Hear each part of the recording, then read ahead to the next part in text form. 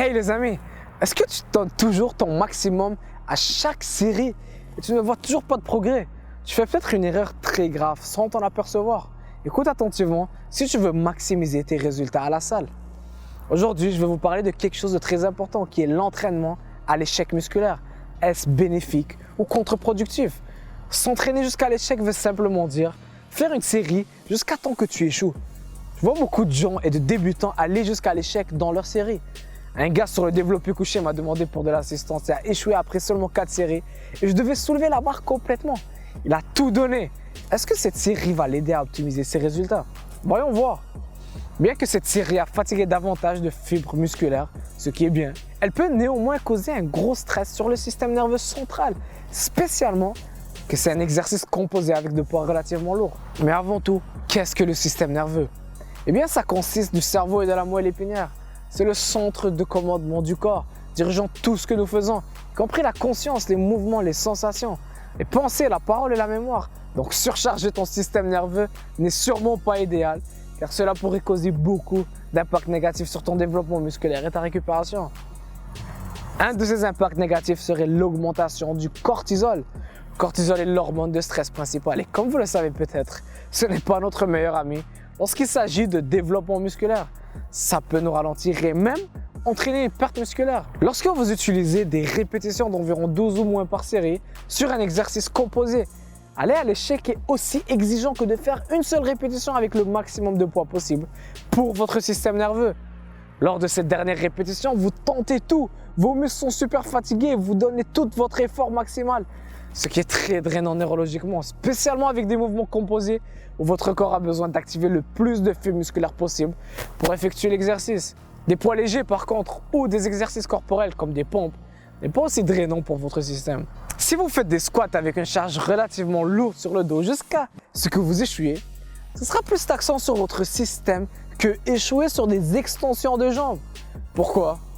Eh bien, lorsque vous faites des squats, vos muscles internes et externes des cuisses doivent s'engager pour garder vos jambes en place. Vos fessiers, vos ischio-jambiers et votre tronc aident à garder votre corps stable pendant que vous effectuez le mouvement. Vous travaillez même vos bras à un certain niveau en essayant de supporter la barre. En fait, vous devez faire 5 machines pour avoir la même stimulation d'un squat. En gros, ça exige que beaucoup de neurones moteurs soient activés. Tout votre corps est mobilisé. Maintenant, si vous échouez sur le développé couché ou le squat, une fois de temps en temps, c'est correct, c'est pas la fin du monde, ne vous inquiétez pas, mais n'ayez pas ça comme objectif. Allez à peu près 1 ou 2 répétitions avant l'échec. Sur la majorité de vos séries serait un très bon niveau d'intensité à viser.